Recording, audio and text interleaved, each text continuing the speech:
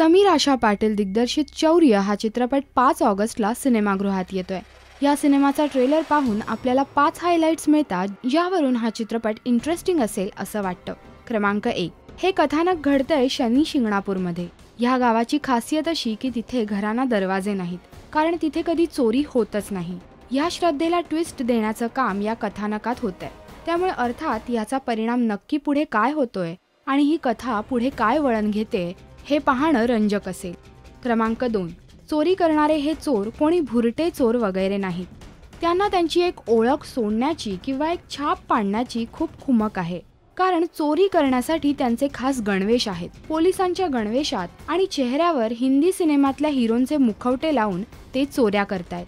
देवाची पुरी वाट लागली वाट, आता ते पोलीसवाले होते का चोर जाम लोचाई साहेब। अगदी पोस्टर्सवरही तेच दिसतंय।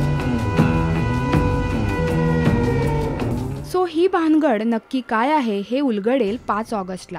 क्रमांक 3, ट्रेलरमध्ये ऐकू येणारे संवाद खूप अर्थपूर्ण आणि खोल असे आहेत। त्यातही उपहास दडलेला आहे, त्यामुळे अशा प्रकारचे संवाद चित्रपट नक्कीच चांगला बनवतात। यावर विश्वास असेल तर हा चित्रपट नक्की पाहावासा वाटेल।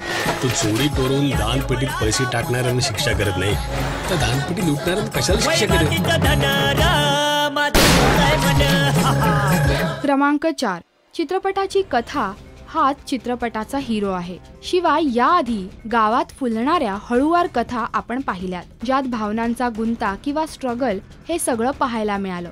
परंतु बऱ्याच दिवसांनी गावात होणारी एक हॅपनिंग कथा पाहायला मिळते, जी चोरी, अहिंसा आणि स्वार्थ, थोडक्यात गावातलं कलियुग कसं असेल हे दाखवेल। क्रमांक 5, भारतीयांचं सर्वात सेन्सिटिव्ह असं आस्पेक्ट म्हणजे श्रद्धा, आणि ह्या विषयाची हाताळणी करणं आणि त्यातही कोणत्याही प्रकारचं काल्पनिक गाव न वापरता, म्हणजेच अस्तित्वात असणाऱ्या गावावर आणि अस्तित्वात असणाऱ्या श्रद्धेवर त्यांनी ही कथा लिहिली आहे। हे सगळं करायला नक्कीच गट्स लागतात, म्हणून ही एवढी हिंमत का केली या उत्सुकतेपोटी हा चित्रपट नक्की पाहावासा वाटेल। तर ह्या होत्या 5 हायलाइट्स किंवा 5 कारणं ज्यामुळे हा चित्रपट पाहावासा वाटेल। तुमची कारणं काय आहेत नक्की नोंदवा या व्हिडिओच्या कमेंट सेक्शन मध्ये।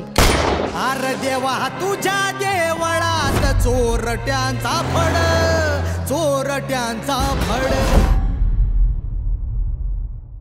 नमस्कार, मी Amruta Khanvilkar. Please subscribe to Rajshri Marathi.